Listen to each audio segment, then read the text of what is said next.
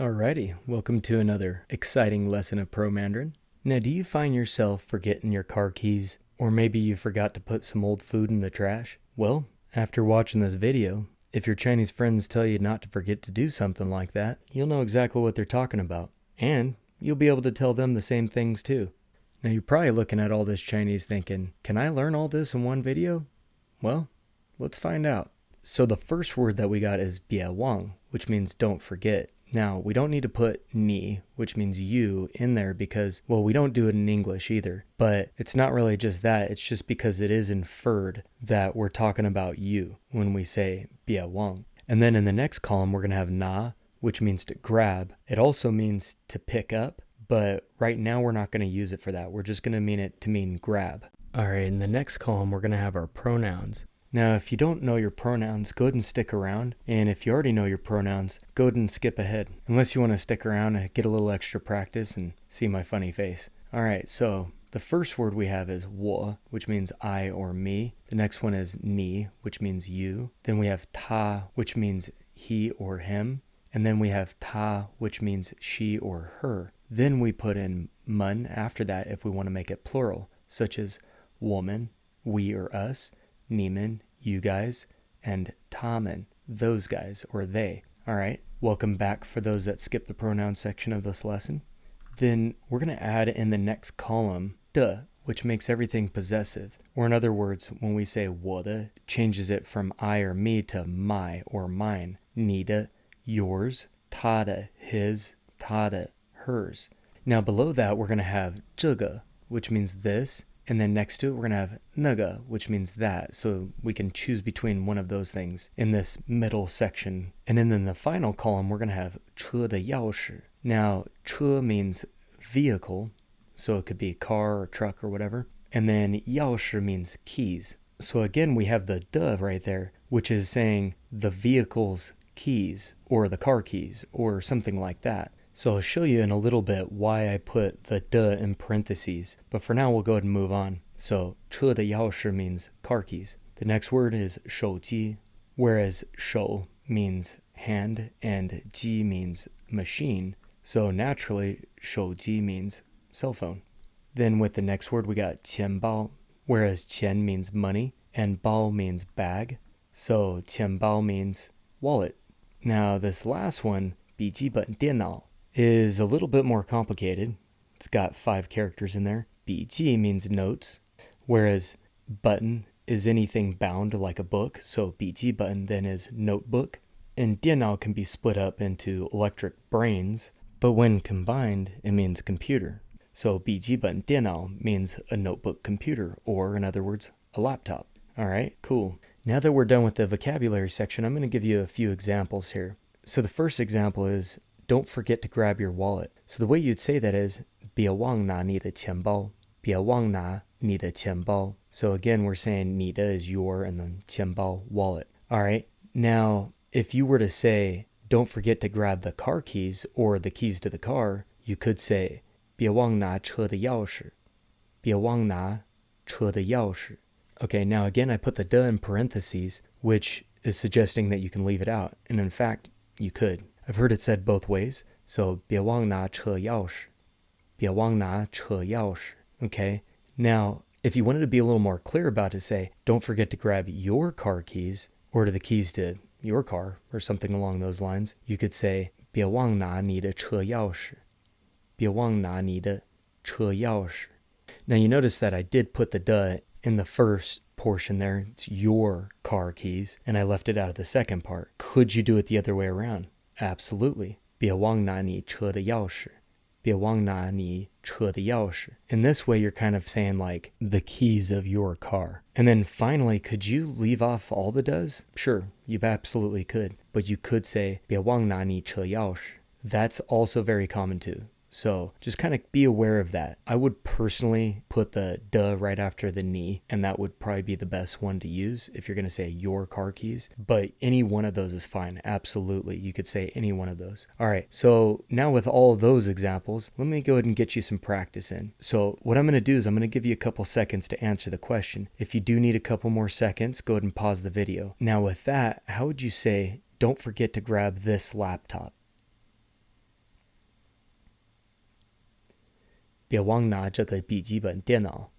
别忘拿这个笔记本电脑。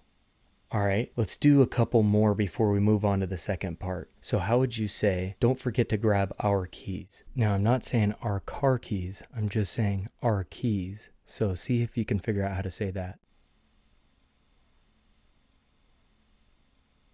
别忘拿我们的钥匙。别忘拿我们的钥匙。All right, and then the last one before we move on, how would you say grab that cell phone? Now, we're not saying don't forget to grab. We're just saying grab that cell phone. So how would you say that? 拿那个手机。拿那个手机。All right, cool. Now let's go ahead and move on to the next section. But before we do that, make sure you hit that like button and subscribe to this channel and share this picture of me with a pinwheel hat so I can continue to make quality content like this video. All right, now back to the lesson.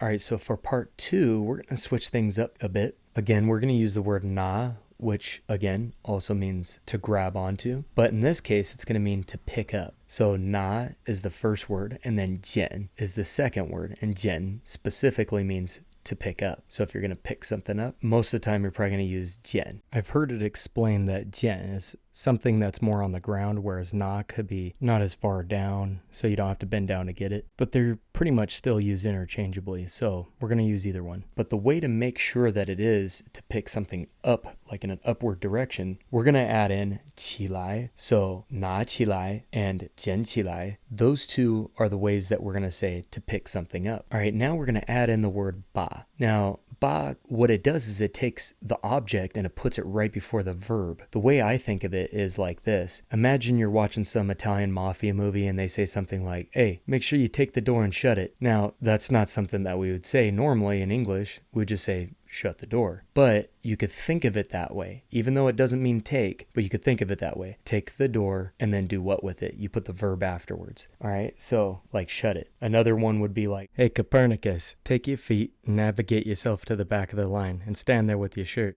So why would we say take your feet? Well, we wouldn't, but maybe an Italian guy might. I don't know. But anyway, so that should give you an idea of that you're taking the object and you're putting it just before the verb. All right, moving on.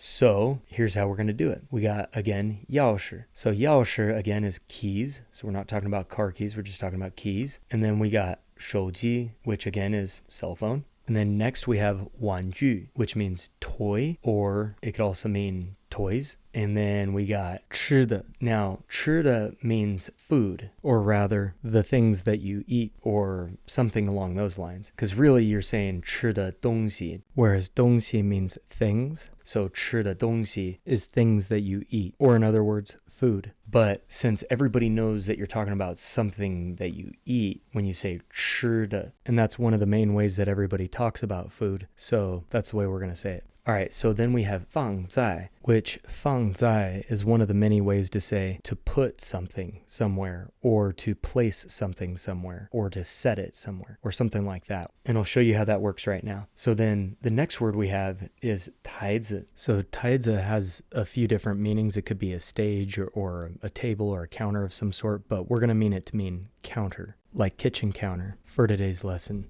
And then we have 桌子, whereas 桌子 means table. And then the last one we have is actually a cognate, 沙发, which means sofa, or as I like to say, couch. And then in order to say to place it on it, or to set it on the couch, or in other words, put it on the table, put it on the counter, put it on the couch. So, and then we say what, on or in or something like that. So the way we do that is we say 放在 whatever it is 上. So for an example, to put it on the counter, 放在台子上. To put it on the table, 放在桌子上. And then to put it on the sofa or the couch, 放在沙发上. All right, now let's move on to the last little part down here. We got 扔到, whereas 扔 means to throw it, and then 到 is to what object we're throwing it to. So we have 垃圾桶, that is a trash can. So 垃圾 is trash and 桶 is a bucket or something like that. And 垃圾桶 would be then a trash can. And then we have 抽屉. So 抽 means to pull, and 提 is one way of saying drawer all by itself, but 抽屉 is the full word to say a drawer. So where are we going to put it at? Or where are we going to throw it at? Inside. So the way we do that is we put 里 right after that. So in order to say throw it in the trash can, we say 扔到垃圾桶里,扔到垃圾桶里.